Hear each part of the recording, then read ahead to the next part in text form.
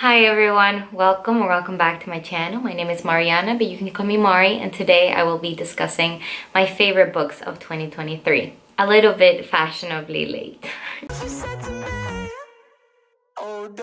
So, I'm back.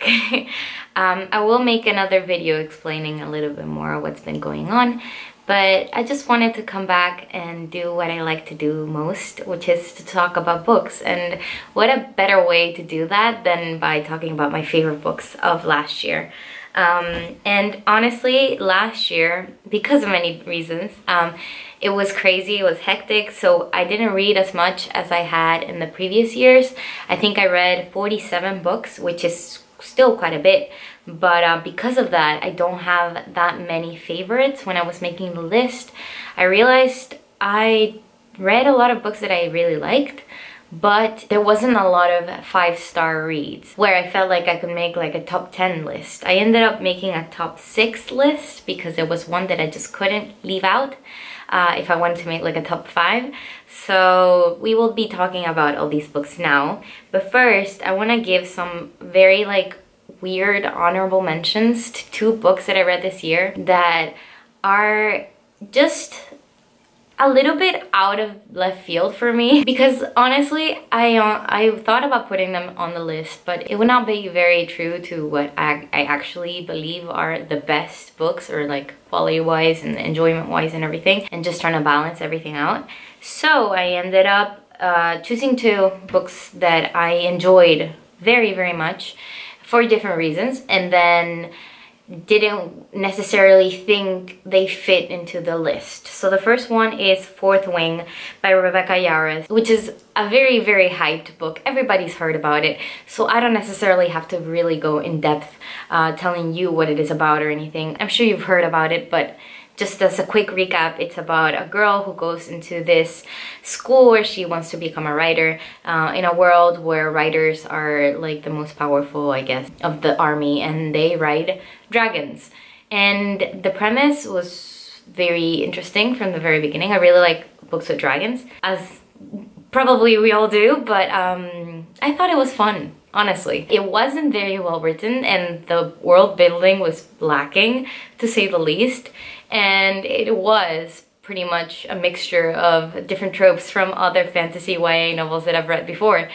But it was fun, and I really liked the romance, and I thought it was, I don't know, very enjoyable. I don't necessarily need to find literary value when I'm reading a book just for enjoyment's sake and just to turn off my brain and not think.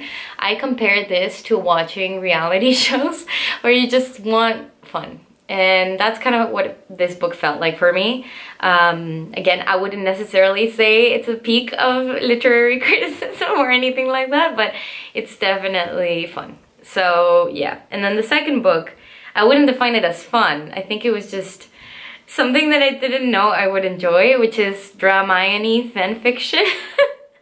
I started reading this at the end of the year. It's called Manacled by Sen-Li Yu. So since it is a fanfic, I couldn't really put it within like published novels, but it's really good. I never thought I would be a Dramione shipper, but here we are. And now I can't stop reading Harry Potter fanfiction. I have never read fanfiction ever before in my life. This is the first time that I've been drawn to it, so I don't know. I'm 26 years old. I don't know what's going on.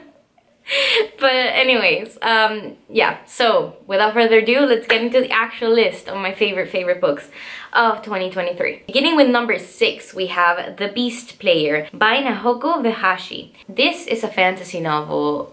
We follow a little girl whose mother has just been killed because she is a Toro steward, which is like this weird worm-like monster here in the world, and they're meant to breed them in order to create like a military base that is strong enough to kind of scare everybody into submission.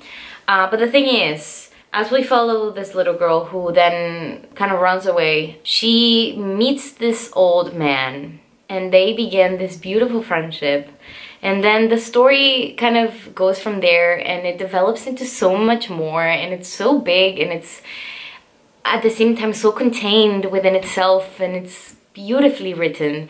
It's one of the best written fantasy novels I've ever read, honestly. And it's just so lovely, and it made me cry. Like, I bawled my eyes out in the middle of this novel because of certain things that happened. And also, you know that when there's a friendship between a little girl and an old man, I will cry. Like, I can't do anything about it. I cannot resist myself. I will cry. So that was quite beautiful, and I really liked it. And then the way that it develops, and even the ending is quite good. I mean, it does leave it a little bit open-ended, so there is a sequel, and I am reading it right now, and it's pretty good. So yeah, I will keep you updated on that one, but this one definitely 5 stars, made it into my favorites. So then my number 5 book of the year is Blood Marked by Tracy Deonn. If I'm being 100% honest, I had completely lost all hope in YA fantasy. Like, I stopped reading it last year, like a couple of years ago. I just decided to stop reading it because it was so disappointing to me. And then last year, I decided to give it another shot, and I'm pleasantly surprised. I really liked this one. And in this book, we follow a girl, well, a teenager who goes off to college after losing her mom. And we follow her as she learns more about herself, her background, her ancestors, and her magic. We discover that in this college there is a whole society hidden underneath the surface, and she gets kind of tangled with different people, and we meet the angsty kind of love interest, but not really, and then the golden retriever boy, and we just kind of follow her as she's trying to discover secrets. And it's just really good, which is kind of a contradiction to what I said before about young adult, because I'm just really glad I picked this up. I don't think I would have a couple of years ago. I was so, again, against reading young adult, and this just very much surprised me. I was really happy to find a young adult that I liked and I loved reading from. So it kind of brought back all the love I have for the young adult genre, which can be a little bit of a contradiction for the main reason why I may not have liked the first book as much as I would have. Like, I gave it 4 stars for the first one. Oh, should probably say Blood Marked is the sequel to Legendborn, which is the first book in the duology trilogy. I mean, there's still some books to come out. I don't know how many, but yeah. So Blood Marked was, the sequel was much better than the first book, which is something that usually doesn't happen, but I was really happy to read the second novel and finding out that I loved it way more than the first one. Though I really did enjoy the first one, I think I gave it 4 stars. And the main reason why I gave it 4 stars, going back to that contradiction that I was going to talk about, is the fact that I would have liked the protagonist to be a little older. So, I don't know. I guess I still have some unresolved issues with young adults, but yeah.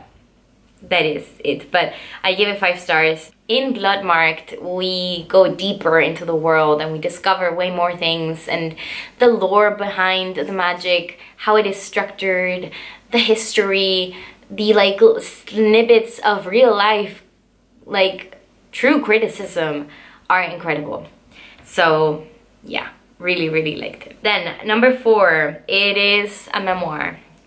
It's I'm Glad My Mom Died by Jeanette McCurdy. I don't tend to rate memoirs at all because I don't like putting star ratings to somebody's experience and their life. But if I were to read this one, it would definitely be 5 stars. It was incredible. Her narrative voice is so well crafted because you begin with her as she's a little kid, and then her writing style kind of matches the ages that she's represented in the book. We delve through a lot of her life and how she had to face really difficult situations being a child actress and having a mother who was just abusive. So I do highly recommend checking out trigger warnings before you read it, especially in relation to eating disorders. They are discussed quite a bit in this novel because it does kind of connect a lot to her relationship with her mom. But it was just so good, honestly. I wish I could write like Janet McCurdy wrote this book. And that's another thing, like you can tell that she wrote it. Her voice really cuts through and makes you feel whatever she is feeling and what she's describing, and it's just very impactful. So I couldn't not include it here. Then number 3 is another book by my favorite author, Things We Lost in the Fire by Mariana Enriquez. I actually read this one in Spanish. So in Spanish it's called Las Cosas que Perdimos en el Fuego. And Mariana Enriquez is definitely, or has definitely become my favorite author. The way that she describes weird, disturbing things and how she's able to fit them within a narrative, and in this case it's a short story collection. And if you know anything about me, we always in this channel talk about it, but I don't really enjoy short story collections unless they are written by Mariana Enriquez. Everything about it, just the feminine aspects of it, the monstrous aspects of it, the disturbing, the gore, the weird. It's not for everybody. I wouldn't recommend this to everyone, but everything I've read by her I've found to be impressive and really incredible. So it is on my top 3 for a reason. My second best book of 2023 is actually a novel that took me quite by surprise. I didn't expect to like it as much as I did, but then after I finished reading, all I wanted to do was talk about it. And this is Love and Virtue by Diana Reid.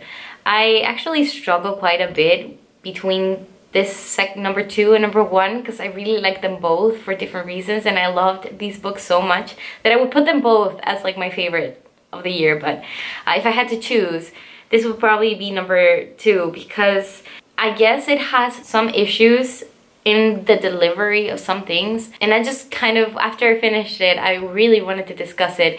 We follow this friendship between 2 girls who go to college and kind of get into this weird toxic friendship dynamic that a lot of women get sucked into inevitably. It's really difficult not to go through those experiences eventually at some point in your life with friendships, and just the comparisons that grow from having this feminine experience, and just it's just so good. The feminism discussed in this book is quite nuanced, which I really liked because it's not so black and white. Like, we see through the gray and we understand why some things happen the way that they do.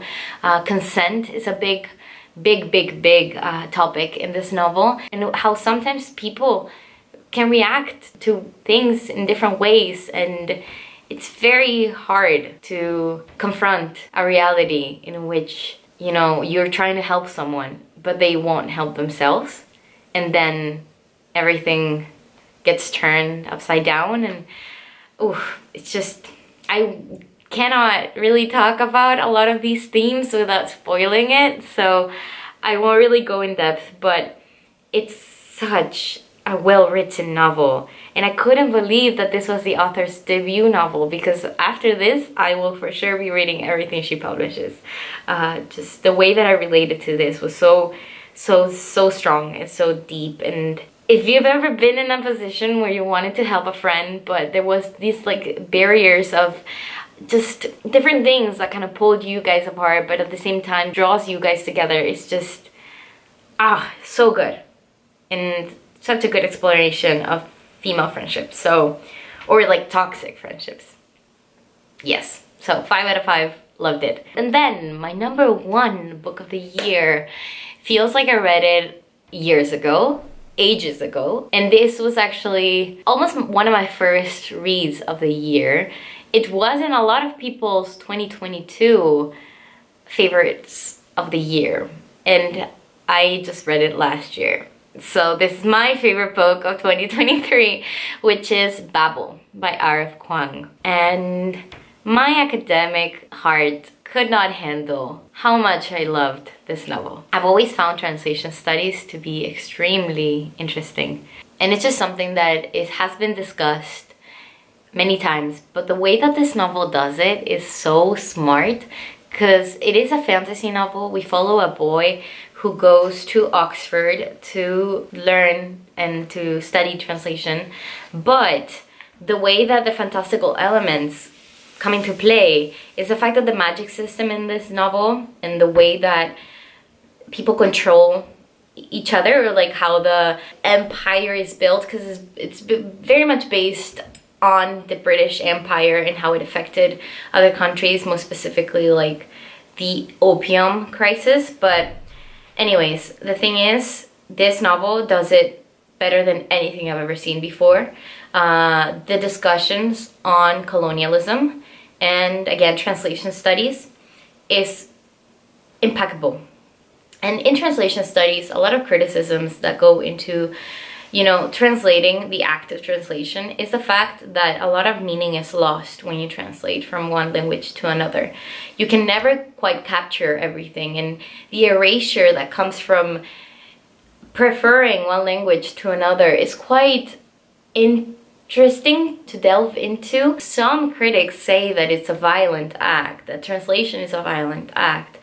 But it is also important for globalization, and it will be very difficult to consume content without it being translated, but because we are not capable of knowing every single language in the world. But it just discusses that idea of what happens when a word is translated and the meaning lost in between is how the magic is created in this world. And it's just genius. It's so good. So yeah, the literary theories applied in this novel, the conversations about language and the conversations about linguistics and the construction of language, it's just such an interesting topic to me. Specifically, like, I feel like this book was written for me. So thank you, R.F. Kuang, for writing this, for giving us insight into such a well-crafted story. And the ending broke my heart, and I cried multiple times throughout the novel for different reasons. The way the characters are treated as like different because of their background, because of their language, is so real, and something that a lot of people have faced, including myself, when having to learn another language in order to survive, and how that reflects on you and how you relate to others and your relationships and your friendships. And yeah, I could probably write a whole essay. No, but I could just talk about this for ages. So I will leave it there. That is most definitely one of my favorite books of all time. And yeah, I will keep you updated into what's coming next. But thank you for being here. Thank you for coming back. If you have been around, and if you're new, welcome. And I am very looking forward to reading more this year and to exploring more themes, and just keep reading the things I enjoy and I like. So if by any chance you are interested in that, please stick around. And yeah, have an awesome year, and I will see you soon with another video soon. Bye-bye. I don't know. I want it to be #1 now. Oh no. Oh no. Yeah, no. It needs to be #1.